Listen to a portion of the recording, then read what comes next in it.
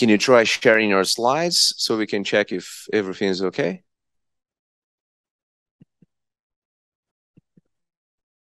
Yeah. It's Okay. fine.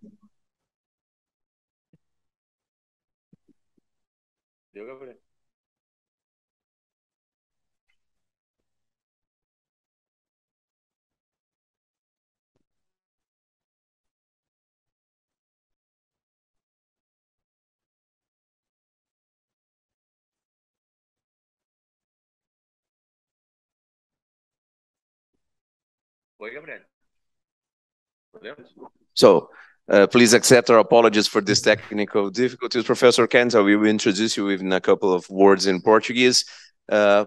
Bom dia a todos. Boa noite, hoje não, como eu estou cansado. Bom dia a todos.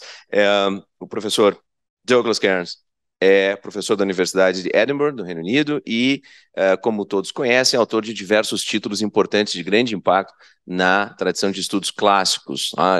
Não tem como não mencionar, por exemplo, a publicação, ainda na década de 1990, de Hybris, um dos seus grandes estudos, ainda hoje bastante influente, mas também uma série de títulos dos quais foi editor, como o Oxford Readings on Homer and the Iliad, mais recentemente, em 2016, um volume dedicado ao Sófocles e à Antígona, e, é claro, uma série de artigos e ensaios versando sobre diversos temas, diversos tópicos do mundo clássico.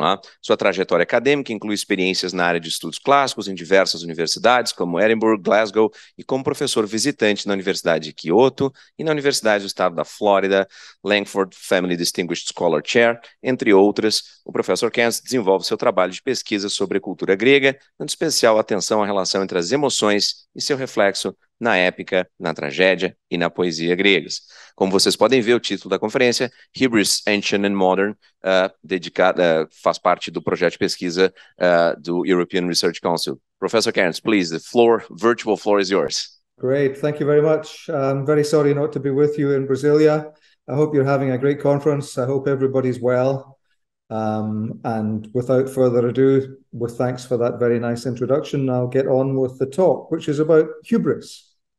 So I don't know what it's like in Brazil, but in the UK and in other countries that we hear a lot about, there seems to be a lot of hubris about recently, but also a bit further back into the past. For a few years, I used to keep a kind of inventory, a directory of cases in which the idea of hubris occurred in the British press with reference to various contemporary political situations.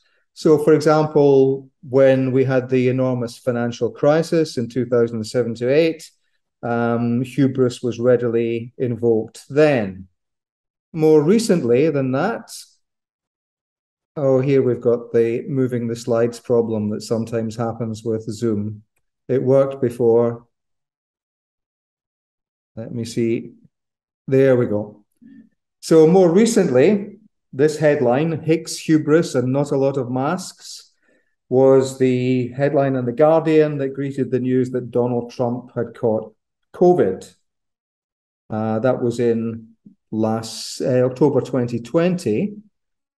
I don't know if you heard about this episode. A bit earlier in the same year, The Guardian reported a professor of health psychology at University College London, the Institute of Epidemiology and Health, as saying that this prime ministerial advisor, Dominic Cummings, the chap you see in the photograph there, because of his behavior in breaking the lockdown rules, traveling to his father's home in Durham in order to self-isolate, and then, as he alleged, traveling to a beauty spot called Barnard Castle in order to test his eyesight. All of this, the professor said, was playing out like a Greek tragedy, with the protagonists trapped by their own proclivities to self-destruct, in this case by his hubris and inability to say sorry. Bringing us right up to date with the departure of our late and unlamented Prime Minister. He's still hanging on. He's got a week to go before we finally get rid of him. And as his administration became engulfed in scandals, including scandals over parties during the COVID lockdown. This commentator, Marina Hyde in The Guardian, said, like me, you probably can't believe that after hubris comes nemesis. If only there had been some clue to all this in all that ancient Greek stuff that Boris Johnson is forever wanging on about. So people reach for the ancient Greek concept quite readily. It seems to explain a lot. Or maybe it explains nothing at all. So maybe you might say it's just a cliche, just a slogan. Maybe this is just a fossilized remnant, a garbled version of the ancient concept that as classicists and ancient philosophers we're all familiar with. So maybe just a fragment of an ancient value system that's no longer fully understood in modern political discourse. Well, you might say that, but there are people who would disagree. In disciplines such as psychology and business studies, hubris is now becoming increasingly theorized as a term of art, a technical term, with what its exponents believe is real explanatory power. And a crucial figure here has been the British politician, former medical doctor, also Lord David Owen. So David Owen was the Labour Foreign Secretary in the 1970s, and he was founder of the Social and Democratic Party in the 1980s. In 2007, Owen published a book on what he called hubris syndrome, focusing largely on Tony Blair, George Bush, and the trouble that they got themselves into in Iraq. He followed that up in 2008 and 2009 with two articles with the same title, Hubris Syndrome. And one of them is this one here on the screen, written jointly with a Duke University psychiatrist, which diagnoses the syndrome, hubris syndrome, in American presidents and British prime ministers over the previous 100 years. These interests led in 2011 to Owen's founding of a charitable foundation called the Daedalus Trust, which was dedicated to exploring for the public benefit, this is their mission statement from their website, for the public benefit, the effects on decision-making of leaders in all walks of life who suffered personality change, commonly known as hubris, while in office, and who, in the words of Bertrand Russell, became intoxicated by power. On the website, the Daedalus Trust gives this list of symptoms. So they say hubris syndrome is the presence in someone in a position of power of 3 or 4 of the 14 excruciatingly unflattering symptoms in this list. They seek self-glorification. They act to enhance personal standing. They're excessively conscious of their own image. They display messianic tendencies. They believe I'm the organization. They use the royal we. They talk about themselves in the plural. They have excessive confidence in their own judgments and are contemptuous of others' opinions, and so on. You can see the list there on the screen. A point to note about Owen's view of hubris syndrome is that in spite of its focus on subjective symptoms and tendencies towards behavior, in his view, hubris syndrome is a condition to which only a person in a position of power can fall victim. You have to be in power to succumb to hubris syndrome. They describe hubris, Owen and Davidson, in their article, as a disorder of the possession of power, rather than as a personality disorder that you carry with you in all circumstances. So there's an interaction here between character and situation, the same kind of interaction between character and situation that you would find in some versions of ancient hubris. And in fact, context is actually quite important in Owen's definition of hubris. The Daedalus Trust has now been wound up and its work is being continued by other means, but in the course of its 7-year existence from 2011 to 2019, it worked especially with the philosophy group at the Maudsley Hospital in London. This is a charitable trust that promotes dialogue between psychiatrists and philosophers on the understanding of mental illness. But they also worked with scholars in business studies, especially with scholars in the Surrey Business School. And business studies in particular has given rise to a further current of contemporary research on hubris, focusing on leadership and management in business. And the roots of this approach go back to this article here that you see on your screen by Richard Roll of UCLA's Management School on the role of hubris in corporate takeovers, published in 1986. Since that study, there's been a flurry of more publications on the subject, and this notion of hubris in business studies has blossomed into a synthesis that combines case studies, empirical data, and substantial input from the sciences, the behavioral sciences in particular, to identify hubris as a significant factor in contemporary business and management. Building on the insights of psychology and behavioral economics on phenomena such as the winner effect, by which success in one encounter increases the chances of success in subsequent encounters, but also increases confidence, and phenomena such as optimism bias, which is self-explanatory, I think, and also self-enhancement, in which we rate ourselves more highly than others with regard to our chances of success, our efficiency, and our personal qualities. This is the phenomenon by which we all think we're better than average at whatever we do.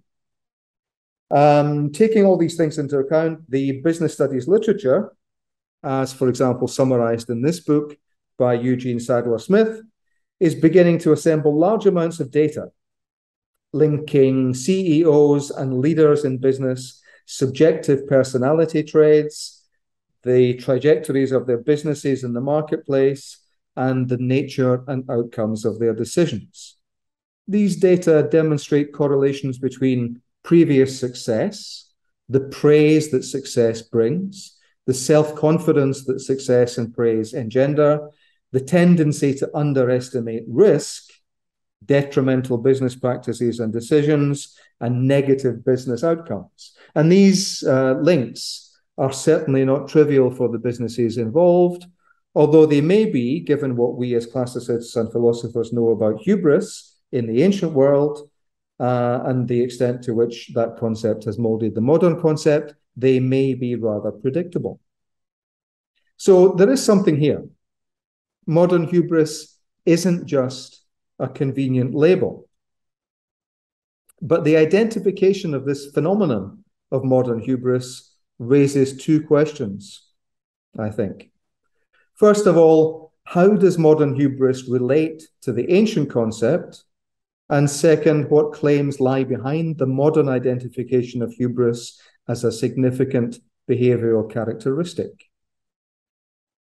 To approach the second question first, though, as I noted, Owen and Davidson's approach to hubris does have a substantial contextual and situational aspect, it's still clear at the same time that when they enumerate the symptoms and classify them according to whether they are unique to the hubris syndrome or shared with other syndromes, such as narcissistic personality disorder, histrionic personality disorder, or antisocial personality disorder, it's clear there that this approach is fundamentally inspired by the DSM, the American Psychiatric Association's Diagnostic and Statistical Manual of Mental Disorders. If you look at Owen and Davidson's article, the one I showed you earlier on, they list not only the symptoms I showed you, but they indicate which of those symptoms are shared by other disorders, other syndromes, such as narcissistic personality disorder. So this means that this whole approach is vulnerable to the generic criticisms that the DSM attracts. The idea, for example, the criticism that it's a product not of the identification of distinct and separate biologically rooted entities, what Emil Kraepelin called organische Krankheitseinheiten, but rather of the ways that professional practice in specific historical contexts both reifies, objectifies, and medicalizes complex patterns and processes of human social behavior. So hubris syndrome, you might say, is vulnerable to the same kind of criticism as the DSM is vulnerable to. The business studies approach, on the other hand, does draw on this tendency, but it also includes more factors, and it's more open to other factors. It's more multifactorial and more open textured. The business studies approach is willing to draw on data from just about any source that might confirm its hypotheses. And the best of the business studies research relates hubris to a variety of securely attested cognitive biases and personality characteristics. And though it draws on hypotheses about the bases for these characteristics in the body and in the brain, its primary orientation is practical. It's about observing patterns of behavior, observing their causes, and observing their consequences as they play out in narratives of business processes. And the aim is to guard against the dangers of certain patterns whose recurrence is empirically verifiable. Though both the Daedalus Trust, the David Owen approach, and the business studies approach firmly believe that there are features of the hubristic individual that we can pin down and identify as typical of the syndrome, the business studies approach is more open to the idea that these may be the product of social and cultural factors, and it wouldn't take much, I think, to persuade them that the identification of the syndrome itself is at least partly a matter of what we attend to, the patterns we construct to explain it, and the narratives we make up about those patterns. Like Owen and Davidson, for example, Eugene Sadler Smith worries about the overlap between hubris and narcissism. So they worry that if we already have the category of narcissism, why do we need a new category of hubris?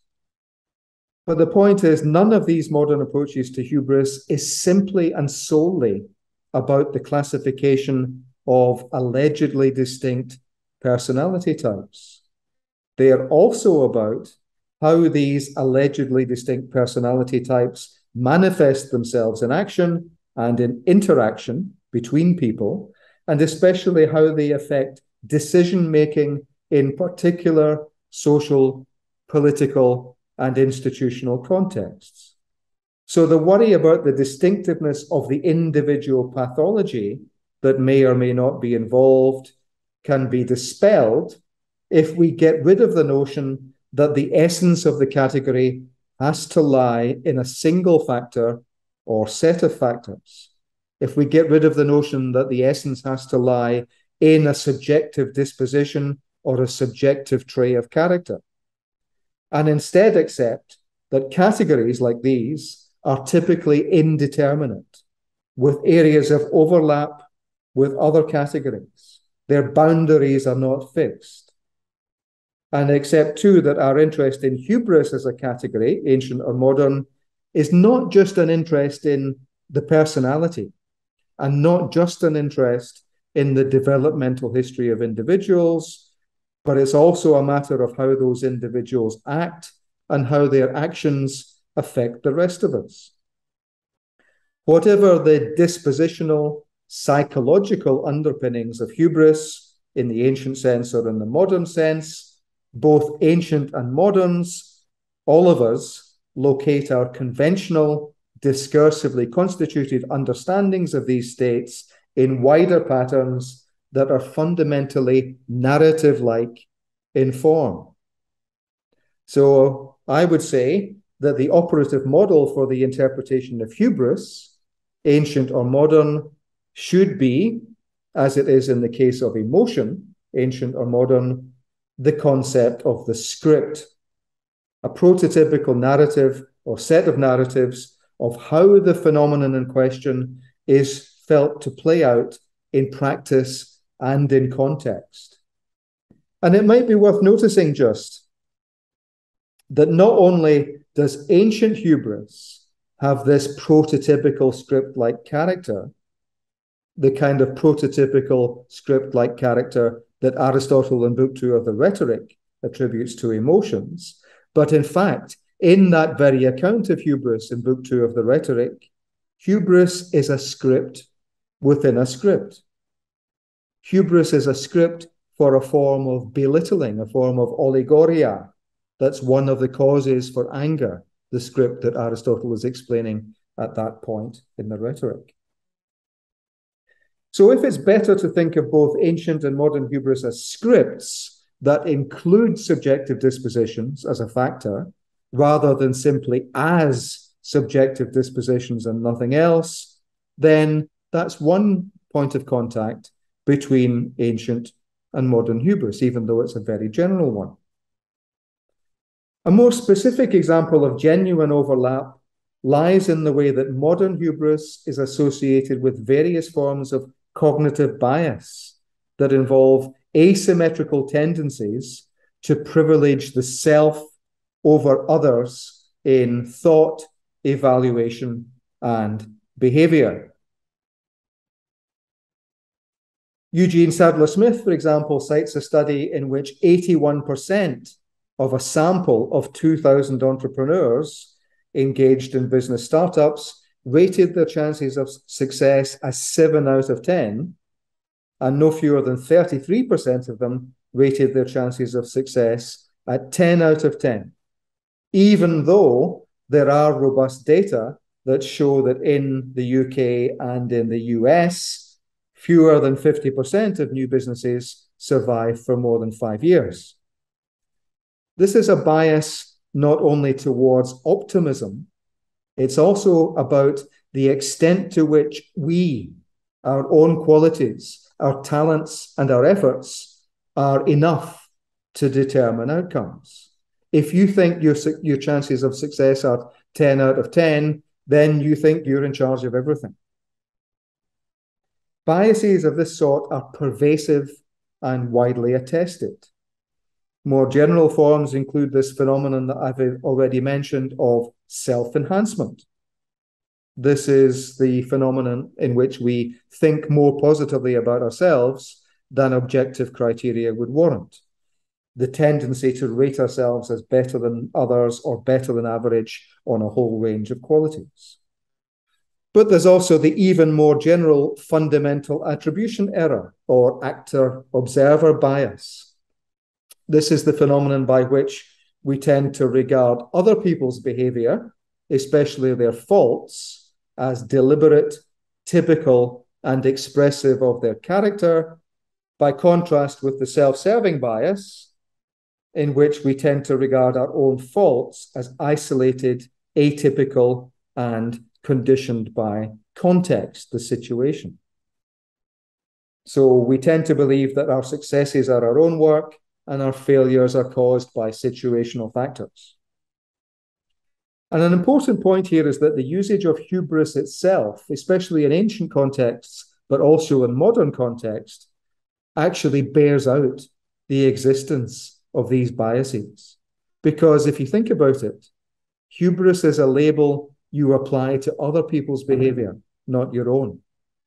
And I haven't yet found an example in ancient Greek, classical Greek or later, in which an individually, genuinely, in so many words, predicates hubris of themselves. And I think this is probably true also of modern hubris. None of the examples I've collected and none of the cases enumerated in the contemporary literature involves a person openly acknowledging hubris on their own part. Nobody says, this is hubris I'm committing here. I am a hubristic. In modern as in ancient contexts, hubris seems to be an observer's evaluation or the accusation of the victim of someone else's behavior. And this is one reason why the search in the business studies literature, to a large extent, for the tipping point at which you've got something good positive and justifiable self-confidence, and that tips over into something excessive. So they're looking for objectively verifiable criteria for a condition regarded fundamentally as a matter of individual psychology.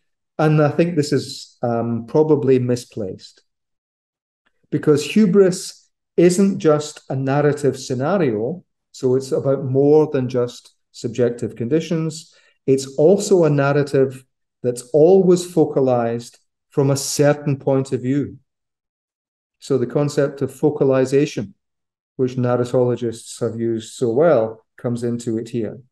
So it's virtually a given of the script of hubris, as it is narrated, that the hubris in question is someone else's.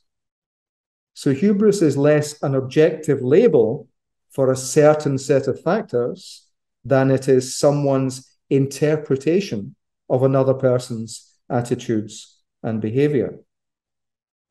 And this leads to another difference of perspective between ancient and modern hubris. As judged by someone other than the hubristic agent, ancient accusations or warnings of hubris are often quite explicitly based on actual or potential effects. Hubris is a way of behaving that is by definition transgressive. And so it's normally regarded as having detrimental effects on other people or on society, as an affront to the dignity of individuals or groups, and also as a transgression of social norms. By contrast, some of the modern research in business studies on hubris focuses on what it calls the bright side of hubris. These are cases in which the character traits that are regarded as typical of hubris actually produce positive rather than negative results. And this is perhaps why these researchers look for the crucial tipping point at which the good thing tips over into the bad thing. By contrast, in ancient terms, even though there are some characters, hubristic characters, whose positive qualities do seem to be the flip side of the negative, you might think of Sophocles' Ajax, for example, still the term hubris itself is always pejorative, it's always negative. To call it hubris is at least to say you don't like it, you disapprove of it. But very often this will also involve the anger of the victim, whose time, whose honor has been threatened, or the indignation of those who feel that the community's values have been threatened. So there's an implication from these perspectives that harm has been done by this behavior that they call hubris. And we remember that, in fact, for Aristotle, hubris is a kind of injustice. In moralistic terms, too, ancient accusations of hubris often involve the diagnosis or the prediction of negative consequences, as in the archaic chain of choros, hubris, and ate. And in fact, ate itself is a condition whose diagnosis has an intrinsic reference to its results. Ate is a type of blindness or moral impairment whose results are always disastrous. If the results aren't disastrous, it's not ate. Very often, this negative judgment will come after the fact. But even where the results are not yet in, there's often a strong sense in the ancient world that hubris will be detrimental to the hubristes and detrimental to the enterprises they're involved in. So wise advisors, for example, in authors like Herodotus, point out that if you behave this way, which is hubris, then the results will be disastrous. And I think that this post factum orientation is in practice a typical feature of modern hubris too. The hubristic politicians, leaders, and CEOs we talk about are typically the ones whose actions have already had a negative effect on the polities, the nations, and organizations with which they're involved. But the post factum perspective doesn't make it into the modern theory itself. A further significant respect in which modern hubris differs from ancient is that all modern hubris is top-down. It comes from the powerful. It comes from the rich. As we saw, David Owen's thesis was specific to leaders in positions of considerable power. And the concern of business studies academics is also with the hubris of leaders, similar figures to CEOs in large corporations. But many standard forms of ancient hubris are, in fact, from the bottom up. This is the kind of hubris of which high-status people accuse low-status people when they are insufficiently deferential, as in the case of Creon accusing Antigone in this passage here from Sophocles. Not only that, we have the hubris of plants and the hubris of animals. And their hubris typically consists in their refusing to obey orders, refusing to fulfill the functions that their human growers, the farmers, or the human masters expect of them. But also, of course, a paradigm case of bottom-up hubris is the hubris of mortal against God. As Nick Fisher has conclusively demonstrated, this is not by any means the fundamental core of the ancient concept, but it's certainly a possible form of the ancient concept. And in fact, in Greek thought, the possibility of bottom-up hubris imposes an ideological restraint on top-down hubris, to which modern warnings against hubris can't appeal. Ordinary Greeks in the ancient world could console themselves that the top-down hubris of the rich and powerful might also involve attitudes that the gods construed as bottom-up hubris against them. So if you're a powerless nobody in ancient Greece, constantly treated by with hubris by your betters, you might think, well, one day the gods will get them. The gods will punish them for this hubris. So there are differences between the ancient concept and the modern concept, but there are still also many points of overlap. The most significant one I want to focus on is the tendency of ancient and modern hubris to downplay the role of chance, luck in success and prosperity.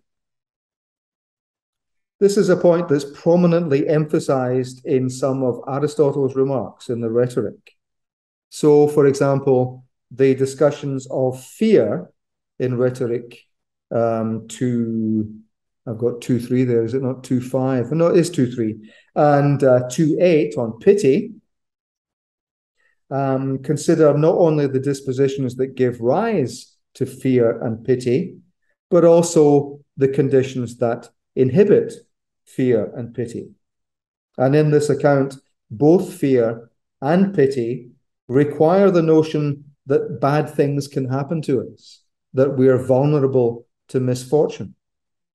By contrast, people who believe that they can never suffer anything bad because they are so fortunate at the moment and this good fortune can only continue, these people are disposed not to fear or to pity, but to hubris.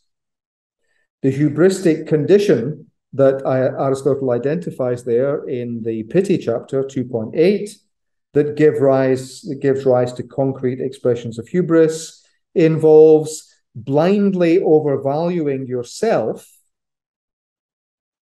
in a way that's caused by the experience or the illusion of prosperity and good fortune. So you think, this can only continue because I'm the guy in charge of this. I'm the one who creates all this success. And if I keep on creating it, it will last forever. The politics also recognizes this tendency of the excessively fortunate to become hubristi and to commit hubris. So here we've got this case. For a person who's exceedingly beautiful or strong or nobly born or rich or the opposite, i.e. exceedingly poor or weak or lacking in honor, it's difficult to follow reason. For the former tend to be rather to become hubristi and large-scale villains, while the latter tend too much to petty crime and low-level villainy. For the cause of all acts of injustice is either hubris or malice. So here, hubris springs from a mistaken belief that my particular good fortune entitles me to a greater share of honor than it really should. Similarly, in Politics 7:15, we read that war compels people to be just and to show sophrosune. They realize that things can go badly wrong, whereas good times and leisure in time of peace make people hubristi. They think that the good way that things are going can only continue forever. So there's a relation here between hubris, ancient hubris and modern hubris, and how well things are going for you and how likely you think that this is to continue. And this involves downplaying the role of luck and fortune. And this downplaying of luck and fortune leads to a complementary downplaying of risk, precisely because it involves an overestimation of the extent to which you're in control of how things are going to turn out. Can you all still hear me? I've got a big alpha on my screen now. No, it's okay. It's okay. We can hear you, Professor Cairns. Okay, good. We can hear you perfectly well. Good, good. So this idea that the downplaying of risk is absolutely central to the managerial explanations of hubris in the modern business studies literature. But it's also fundamental to many traditional narratives of hubris in ancient literature. For example, the presentation of Xerxes' expedition against Greece in Aeschylus and in Herodotus. So for the ghost of Darius in Aeschylus, the hubris of Xerxes and his forces culminates in concrete acts of destroying temples and dishonoring the gods. But behind that, further on down the line, as causes, the Persians have come to believe that their good fortune will continue indefinitely. You see there in the bottom third of that screen, through disdain of present fortune and lust for more. So this is a characteristic reason for hubris, ancient and modern. And this explanation, this belief that good fortune will continue indefinitely, echoes throughout Aeschylus's play. Other characters also emphasize how the Persians have ignored the unpredictability of divine favor, and they've ignored the role of the gods in all human prosperity. The idea that the gods have an involvement in human prosperity means that it's not all up to us. It's not all in our power. The messenger also explains Xerxes' failure to suspect a divinely inspired reversal with reference to his confidence.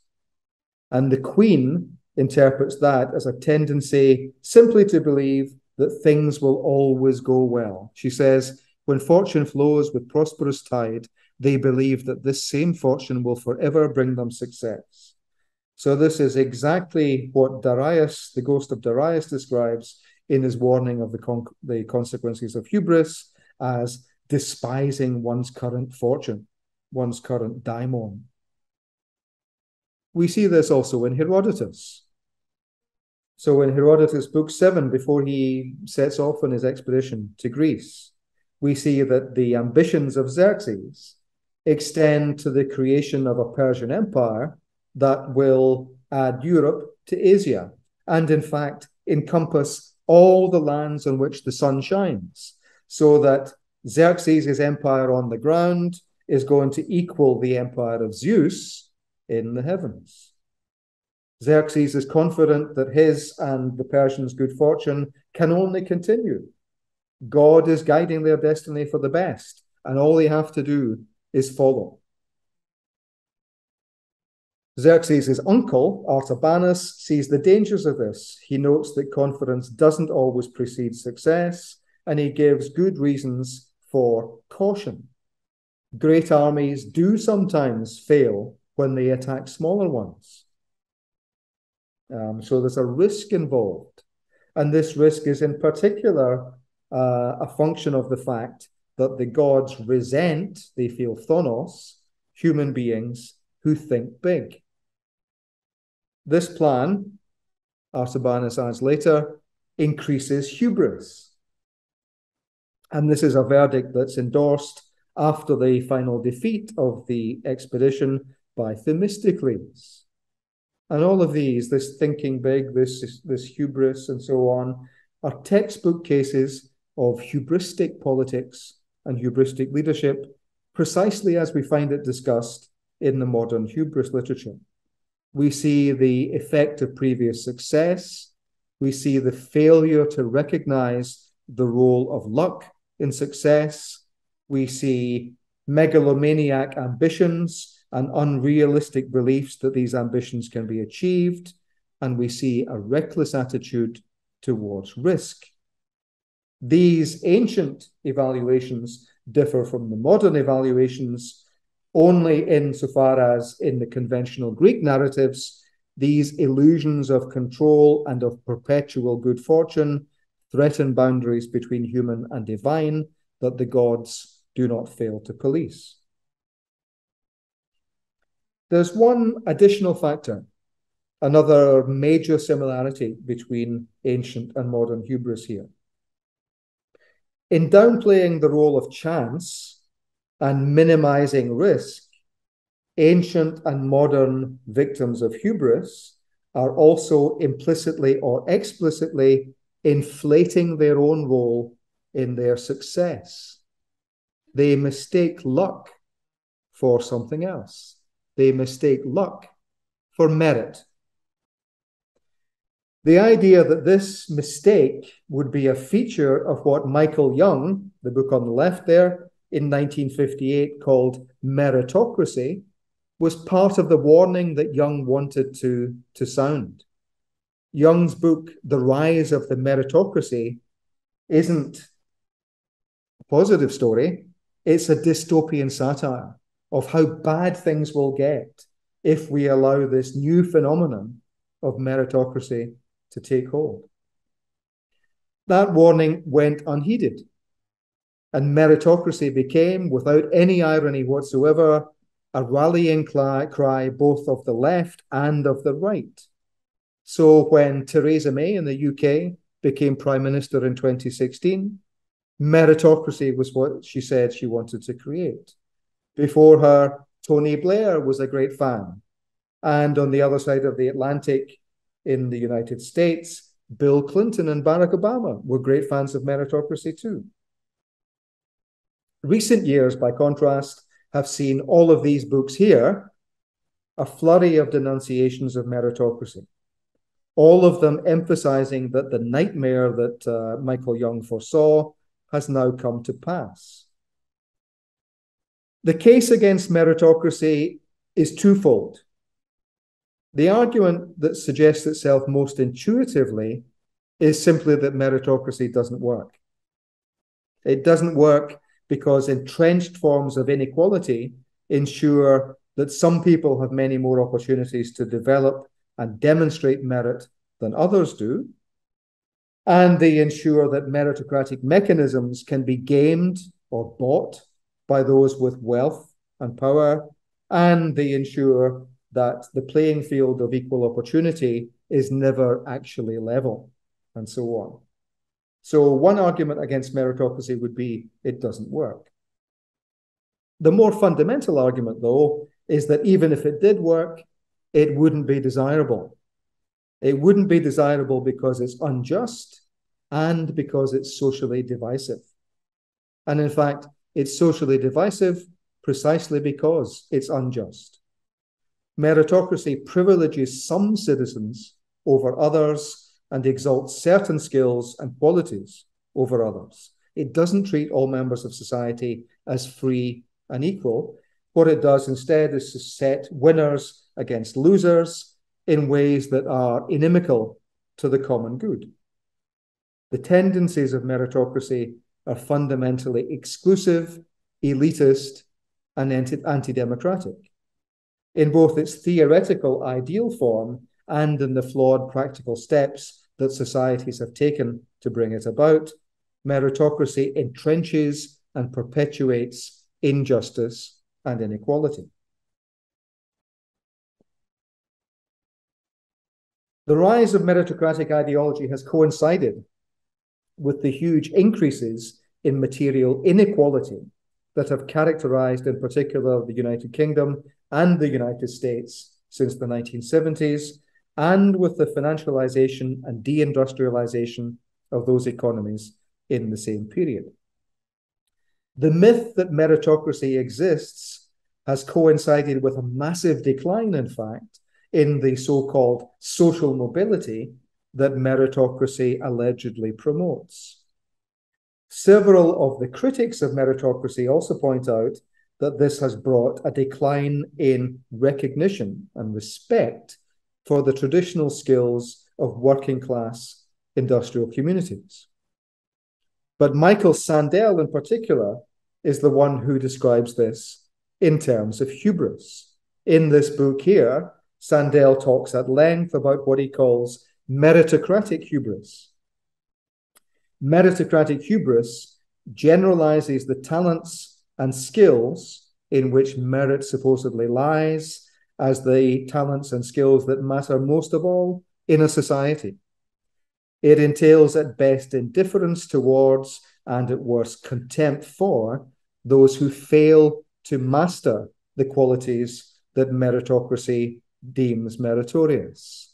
If you go online and Google Michael Sandel meritocracy, you'll get an animation, quite an interesting and amusing cartoon featuring all these contemporary figures, the Fat Cats, Boris Johnson, and so on, who are the winners in this game of luck, which is bogusly described as meritocracy. There you've got the Brexit bus, but you've also got the Stars and Stripes, and a game of snakes and ladders in which we are the losers. Sandel's account deserves particular attention, I think, because it's the one contemporary application of the classical notion of hubris that really pays attention to the second personal, relational, socio-political aspects of the ancient concept. Though the political psychological approach to hubris, as championed by David Owen, and the business studies approach, as summarized by Eugene Sadler-Smith, do sometimes refer to the hubristic person's contempt for others and their views, they rarely give the second personal aspect of hubris its due. They don't fully accommodate Aristotle's accurate observation that ancient hubris is a way of going wrong about other people's claims to respect, as well as your own claim to respect. Though the Daedalus Trust approach to hubris was developed by a politician and applied originally to political leadership, it gives hubris only a limited role in politics. Sandel gives it a much more fundamental role in politics, one that reflects its importance not only in ancient politics, but also in ancient norms of social interaction and in ancient popular and philosophical ethics. Sandel is also right to see meritocratic hubris against the background of an economy of esteem and the politics of recognition. Sandel cites Axel Honneth, Emil Durkheim, and Hegel for the fundamental insight that the pursuit of social justice is driven by the struggle for recognition. And in doing so, he observes that economic concerns are not only about money in one's pocket. They're also about how one's role in the economy affects one's standing in society. He says working class voters want a greater measure of what he calls contributive justice. an opportunity to win the social recognition and esteem that goes with producing what others need and value. In referring to this, at the same point in his argument, in referring to the recognition of all citizens' contribution to the common good, Sandel also refers to Aristotle. And this is entirely appropriate because Aristotle too was a critic of meritocratic hubris. We saw already that for Aristotle, hubris and the failure to appreciate the role of luck in your success go hand in hand. But in line with his overall definition of hubris, Aristotle also makes it clear that the overconfidence, the sense of invulnerability, and the absence of epistemic humility of hubris also involve illegitimate forms of contempt for the claims of others that are a major source of socio-political division. The hubris that, as we saw from the rhetoric and politics passages that I showed you earlier, is typical of the rich, the noble, the powerful, and the beautiful, not only leads them to believe that they deserve the esteem and recognition that they get on the basis of those qualities, but it also involves assumptions that they deserve esteem in other respects as well. The beautiful don't just want recognition of their beauty, they want more. The rich don't want just recognition of their wealth, they think they deserve other things too. So this is what Aristotle says. The rich, thinking that their wealth is a measure of their worth, believe themselves worthy of other things in a way that he calls hubristic and arrogant. And as he sums it up in the second passage there on the slide, in a nutshell, the character that belongs to wealth is that of a lucky fool. So they've been lucky and they think their luck extends to more than just the making of money. It extends to other things as well. It makes them important in other respects. By the same token, for Aristotle, there's a false, misplaced form of megalopsychia that, unlike true megalopsychia, rests not on virtue, arete, but on luck. As Aristotle says, those who possess goods of fortune, things like power and wealth, also become supercilious and hubristai, because without virtue, it's not easy to bear good fortune properly. Being unable to bear it and thinking themselves superior to the rest, they despise the others and they act at random. They imitate the megalopsychos without being really like him, and they do this in those aspects in which they're able. They can't perform the actions that he performs out of virtue, so they just look down on other people. For the megalopsychos is justified in looking down on other people. His estimates are correct, but the majority just do so at random. And the political implications of this are played out in Politics 5, where stasis, civil strife, faction, is explained in terms of competing and partial or incomplete notions of equality or justice based on axia, based on worth or value, proportional equality, proportional justice, kat analogian. Though Democrats, according to Aristotle, go wrong in arguing that their equal status as freeborn individuals entitles them to equality in all respects, oligarchs make a complementary mistake in believing that their superiority in one respect, namely their wealth, entitles them to superiority in other respects, politically and socially. As far as the rich are concerned, this is the error that makes them lucky fools, according to the rhetoric. And as in the rhetoric, this mistake leads them to seek more esteem, more recognition than they deserve, and in particular, it leads them to hubris, a particular way of seeking more esteem, more recognition, more honor than you deserve. The rich already have more in material terms, but their greater share of material prosperity leads them also to claim a greater share of time, a greater share of honor. Their pleonexia isn't just material. They're greedy, they want more, they have more in other respects than material. Rulers' pursuit of greater shares of time and kerdos, honor and profit, like their hubris, provokes those who are excluded from these things to engage in stasis. And though in this passage pleonexia and hubris are focalized from the point of view of the excluded, there can be an element of legitimacy in that assessment, insofar as, according to Aristotle, the many do have a claim to consideration, even though it's not, in his view, absolutely justified.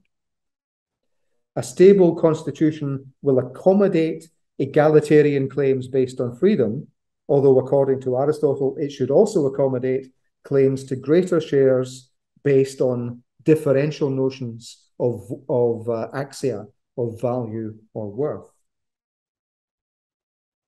Aristotle thinks that all notions of justice and equality are, at least in some sense, notions of justice and equality kat axian, in accordance with worth.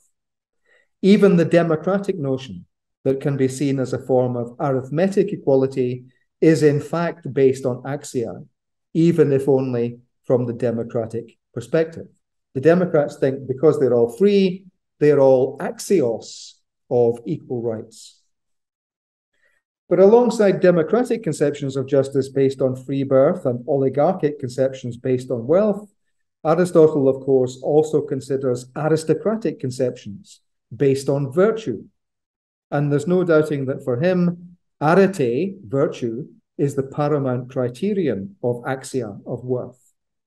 So in that case, we do have a claim based on something like merit, and those who possess the relevant qualities are recognized as having the greatest claim to citizenship, leadership, and political rights.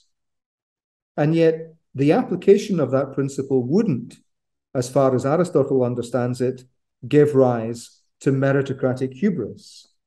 First of all, because in considering the claims to inclusion and leadership in real functioning societies, Aristotle is clear that the claims of arete can't be used to silence other legitimate claims. The other legitimate claims have an element of justice too. And secondly, it wouldn't lead to meritocratic hubris because in an actual or in an ideal constitution, the rule or the predominance of the virtuous, would entail that the constitution should embody the fundamental concern for justice that is integral to Aristotelian arete. And justice involves respecting others' rights to material goods and to non-material goods such as security and esteem. And of course, justice involves a concern not just for oneself, but for others and the common good, according to Aristotle. Aristotelian virtue requires action for the sake of the noble, for the sake of the kalon, rather than action in the narrow self-interest of oneself or one's class. Despite the meritocratic orientation of Aristotelian ethics and politics, a meritocratically inflected state of an Aristotelian kind would not lose sight of the common good. And in any case, Aristotle is clearly aware that an ideal state governed by virtue remains an unrealized ideal and perhaps an unrealizable one. And he clearly sees the dangers that arise when actual states elevate one criterion of value over all other criteria of value. In particular, stasis, as we see it discussed in Politics Book 5, is the result when one section of the community comes to feel that its claims to recognition are being held in contempt. Exactly the phenomenon that Sandel diagnoses as meritocratic hubris. So to conclude, not only do ancient and modern hubris share a solid conceptual core, but in fact, dialogue between them can be productive in making us think about our profession as classicists or philosophers and the role of that profession in our current predicaments as citizens of increasingly polarized and unequal societies. Sadly, I think we can't claim that classics, ancient Greek, inevitably makes us more self-critical, reflective, or open-minded people. There are some people who study classics who don't become like that. They become quite different from that. So classics doesn't always make us better people, but it can do. Though there's plenty in the subject matter of our disciplines that was originally used and is still used to perpetuate deplorable forms of inequality, there's also a great deal in our discipline that can help us interrogate and challenge the politics of inequality and exclusion. Probably the dominant theme in contemporary critiques of meritocracy, for example, the books by Markowitz and Sandel, but also from a different perspective in this book there in the center by Peter Mandler, the dominant theme is education, especially higher education, and especially heavily marketized forms of higher education, and the way that these current models of education develop meritocratic elitism. Markowitz and Sandel think this is a bad thing. Mandler thinks it's a good thing, but sadly, he thinks it's not going to continue. He thinks we're becoming too democratic. Those of us who teach classics in British or US universities are complicit in providing the credentials of meritocracy for an elite that's increasingly divorced from the rest of society. Elite higher education is one of the main ways in which existing inequalities are leveraged to secure the meritocratic credentials that will in turn justify and entrench the original inequalities. But these are also issues on which contemporary theories and contemporary concepts can be brought into genuine and productive relationship with ancient theories and ancient concepts. And these are issues on which the study of both ancient and modern approaches should have fundamental implications for our practice, not just as scholars, but also as citizens. The subjects that we study have the potential to play a part in the pursuit of a better world, both within the academy and beyond. Even if ultimately we can't achieve these goals, if we want to achieve them, if we want to move some way towards them, that should still inform our thoughts about all the various ways in which ancient and modern ideas and realities illuminate each other. Thanks very much.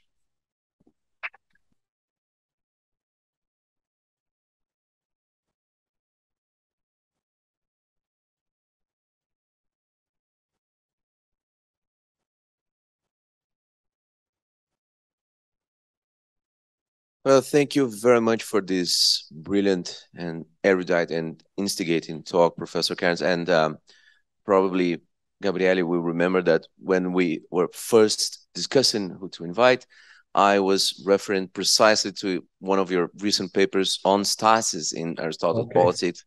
I think, well, this would be something interesting. And I was obviously very pleased to see that at the final part of your talk, you were discussing precisely this. Stasis. But I will just start the discussion and then we will have the floor for the audience. We have a question regarding precisely this connection between Hybris and pleonexia, right?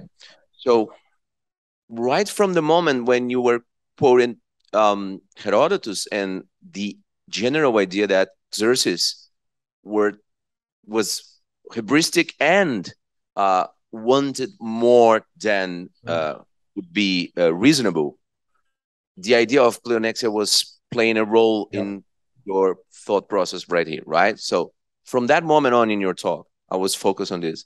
And my question is, in this sense, if you have an Aristotelian approach towards this, since pleonexia is the fundamental concept to develop a theory of justice for Aristotle, and since Hybris, second point, since Hybris is connected to pleonexia in this very strong sense, if I got you correctly. Mm-hmm. So hubris would be translatable at least as a matter of justice, and then would be beyond the scope of the psychological, the individual, or the emotional. Would you agree with this? How would you see this relation?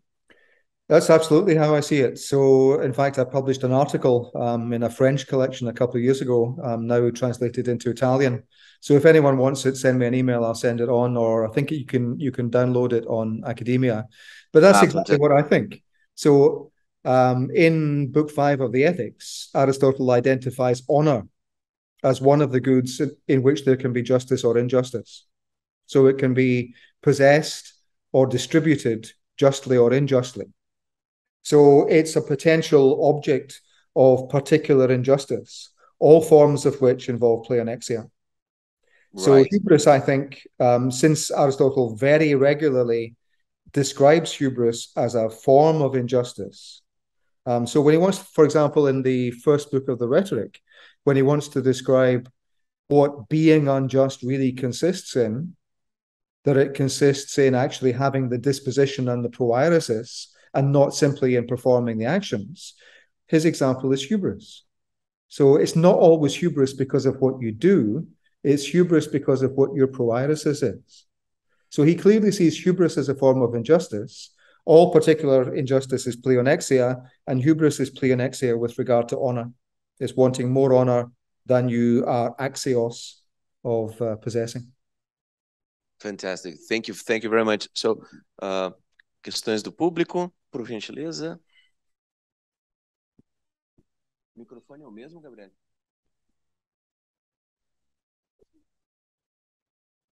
Thank you. Thank you, Professor Cairns, for your presentation. I'd like to ask you a question, going back a little to Homer. Mm-hmm. I read so I want to lose myself in the question. Okay. In Felix's speech to Achilles, Iliad 19, as the older man is relaying Agamemnon's apology and he's seeking of reparation towards Achilles, he adds his advice to Achilles to accept the reparations and to not succumb to Hybris and let himself fall prey to Ate as well. In this passage, Felix explains, among other things, the relation between Ate and the Litai, the praying goddess who ask for forgiveness. Would there be perhaps a modern correspondent of the Litai as well that we could pinpoint? For instance, to give an example, Boris Johnson's progressive regret over his office, and perhaps also the chain of Ate that fly from one man's head to another, especially men of power, could also perhaps have been seen in some ongoing successions of bad decisions and excessive behavior in global politics. Yeah, that's right. I'd like to hear a little bit of your thoughts on that. Thank you, I completely agree with that implication or that suggestion. So a lot of the modern literature on hubris, especially hubris in business, talks about hubris and nemesis. And as we know as classicists, the correlation between hubris and nemesis in ancient literature, or at least in classical ancient literature, is really minimal. So there are very few cases in which nemesis, which in Homer means something like indignation, which identifies a failure to respect another individual, a failure of eidos. There are very few cases in which nemesis is the correlation of hubris, or at least in the sense in which the modern business studies people mean. So they don't mean nemesis as indignation, they mean nemesis as disaster, nemesis as the judgment of the gods or a form of divine punishment. And there's vanishingly little evidence of that. The best example I can think of in classical literature would be the story of Croesus in Herodotus Book 1, where we're told that Croesus suffered great nemesis from the gods because he thought himself the most fortunate of human beings. So not because he was the most fortunate, but because he thought he was. So where they tend to talk about hubris and nemesis, I think they would be much better advised to talk about hubris and ate. Ate is an amazingly productive explanatory concept for things that we all know happen all the time. Things that I think probably many more people than Boris Johnson are guilty of. So ate is the condition where you take a disastrous step, because taking that step and believing that it's not going to be disastrous, believing it's going to be positive, involves some kind of impairment of your mental faculties. And then that sets off a process, the end of which is disaster. So ate is both the delusion that starts the process and the disaster that ends the process. It means both of those things. And that's the kind of thing that Phoenix is warning Achilles about. He's saying, look, if you go much further in this, you'll be making a big mistake. Something bad will happen, and that kind of bad thing will be something that you yourself have caused. You will be the instigator of that bad consequence, and then you'll regret it.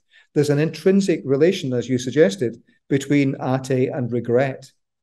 Ate is the kind of thing that you think, why on earth did I do that? What was I thinking of when I did that?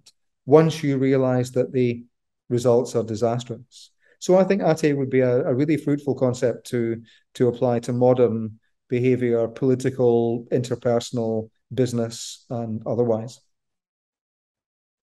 Thank you. Thanks so much, Professor Cairns. Outras questões da audiência? Well, I have another question for now. So I was wondering, when you mentioned Michael Sandel's book, I've actually reviewed it for a magazine here in Brazil, so I really like it. But I was wondering, how would you end up in terms of the notion of the common good precisely in this discussion?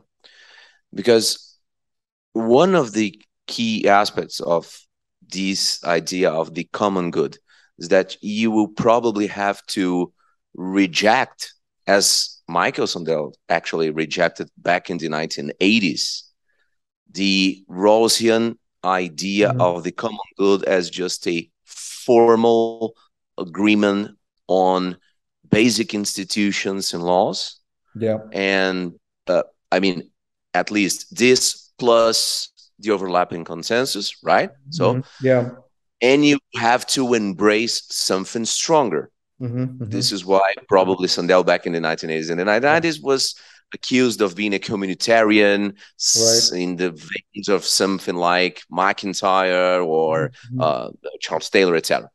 But when you went back to Aristotle and introduced virtue in your talk, right? So when you had the notion of Aristotle's virtue, you would probably be wading in a very weighty moral concept, moral heavy concept in the discussion. Would you think that it would be possible to have a general idea of the common good agreed upon in a modern pluralistic society, such that you will not have to fill in with heavy moral notion of virtue? Yeah. I think I'm kind of with Sandel along those lines, insofar as he wants something more substantive than you would get from Rawls. So, I mean, I like Rawls's notion that, inequality can only be justified if it's material inequality can only be justified if it's somehow to the benefit of those who have less. I think the trouble is it never is. It's just never going to happen that way, and no formal criterion is ever going to make it work that way. We need recognition, if not redistribution. And in fact, if we attend to recognition, as Honneth argues, I think we automatically solve a lot of the issues about redistribution. So we need practical measures. So the common good, first of all. I like the element of Sandel's book that draws in particular on Honneth. So I think the commodity, if I can put it that way, of which we want to see an equitable distribution is recognition. And we then want the other things that we would like to see following from that to follow from that. But the primary thing has to be some kind of parity of recognition, so that we're not elevating the goals of one section of the community over the goals of one other section or other sections of the community. And that in itself, I think, doesn't necessarily negate pluralism. So people will have different ends, they'll have different criteria of value. The idea is to have some kind of respect for individuals and groups and their criteria of value. Unless, of course, we believe they're beyond the pale. So there may be deviant criteria that we'd want to argue against and not to recognize. But I think my notion, and probably Sandel's notion of the common good as well, is about legitimate claims to recognition, legitimate claims to respect, which may have a variety of different substantive grounds. So I see that as intersecting with what Aristotle says about axia, because axia isn't a particular claim. It's just the notion of having a claim. In fact, axia signifies the phenomenon of making a claim to some form of recognition or some form of response on some basis. It doesn't matter what the criteria are. It doesn't matter what the qualities are on the basis of which that claim is made. It just signifies the idea that a claim is believed to exist. Sorry. Yeah, so I mean, I would relate that kind of thing to what Aristotle says towards the end of book 3 of the Politics, where he's talking about the possibility of aristocracy. And he says, well, look, if you just put the good people, if you just put the virtuous in charge, everyone else is going to feel dishonored. And that's the reason for not doing it. So it might be, in purely pragmatic terms, or in terms of even the good of the individuals involved, it might be better for the virtuous to be in charge, theoretically.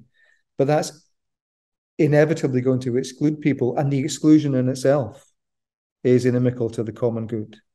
So he has some kind of notion, I think, of the common good, and I think there's a lot of work to be done actually on, for example, notions of to kalon and notions of the common good in Aristotle. But still, it's clear that the common good isn't just the sort of sum total of the self-interest of the individuals. They could all be materially well off. They could all be enjoying some form of flourishing, but if they didn't play a role, if they weren't able to contribute, if their claim to participation wasn't to some sense recognized, then they wouldn't, in fact, have everything that's necessary to be full members of the community, and the common good wouldn't be realized. So one step that I would want to go on would be to locate elements of the common good in recognition, in the economy of esteem, before you begin to think about redistribution of material resources. Right. So recognition would play this role. And if I'm recalling it correctly, even Sandel agrees that at this current point, some of these recognition claims are not directly or principally involved in money or is financial status or something like that. Yeah. So this would be fitting with this idea of a common good, connecting with recognition, and not only, although it also may involve economical issues on this topic. Right? Yeah, that's right. Yeah. So I think one of the things that's very good about Sandel's book is the way that he presents aggregate data for the enormous shift there's been in diversity and inclusivity in our political landscape, our political institutions. So in this country, in the UK in particular, we used to have left-wing politicians who had come up through things like the trade unions and had once had a trade or even had once been involved in manual labor. And now the percentage of people, even in the Labour Party, who come from backgrounds like that is tiny. We're talking about 5% or something like that, So if we've got people who are telling you that they have the answer to your problems, who don't come from the same background as you and don't include members who come from the same background as you, you can see why people begin to think that politics isn't for them. It's being done by another set of people who really have nothing to do with us.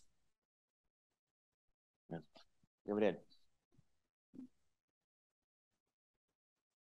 Thank you, Douglas. And I was very inspired by your talk, actually.